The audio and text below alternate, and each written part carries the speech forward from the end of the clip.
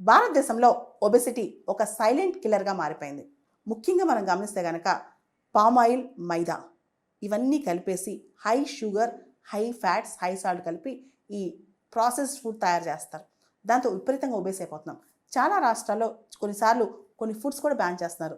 ఉదాహరణకి కేరళలో pizza tax, burger tax ఈ కాన్సెప్ట్ తీసుకొచ్చారు. అదేవిధంగా బీహార్లో కచోరీ, సమోసాస్ వీటి మీద కూడా దృష్టి పెట్టారనమాట.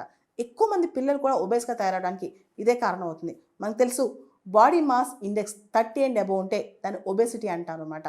ఒబేసిటీ, ఊబకాయం అనేది చాలా రాష్ట్రాల్లో ఒక పాండమిక్గా మారిపోయింది. అయితే ఇక్కడ మనం కొన్ని మార్పులు తీసుకురావాలి.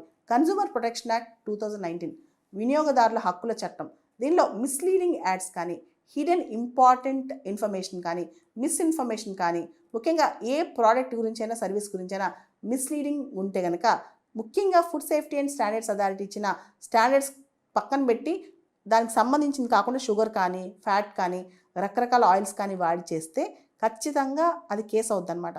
దీన్ని స్ట్రింజెంట్ రూల్స్తో స్ట్రిక్ట్గా తీసుకురావాలన్నమాట. స్ట్రిక్ట్ లయబిలిటీ అనే కాన్సెప్ట్, ఖచ్చితంగా ఎవరైతే దాన్ని తయారు చేసి అమ్ముతారో వాళ్ళపైన స్ట్రిక్ట్ లయబిలిటీ. ఒబెసిటీ అనేది కేవలం ఇండివిజువల్ ఇష్యూయే కాదు, మనకు మిస్ఇన్ఫర్మేషన్ చాలా ఉంది ఇండియన్ మార్కెట్స్లో.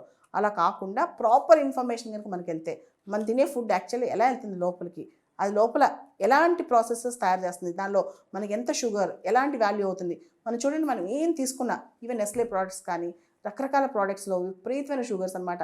అసలు నూడిల్స్ వారానికి 2-3 సార్లు కంటిన్యూస్గా నూడిల్స్ తింటే మన చావు మనమే దగ్గర తెచ్చుకున్నట్టు చాలామంది అంటుంటారు. నేను విపరీతమైన మైదా కంటెంట్, తర్వాత విపరీతమైన ప్రాసెసింగ్లో చాలా వాడతారండి దానిలో. కాబట్టి మనం తినే ఫుడ్ ఏంటి, ఏది మనం ఆహారంగా తీసుకుంటున్నామో అదే మన హెల్త్ అనమాట.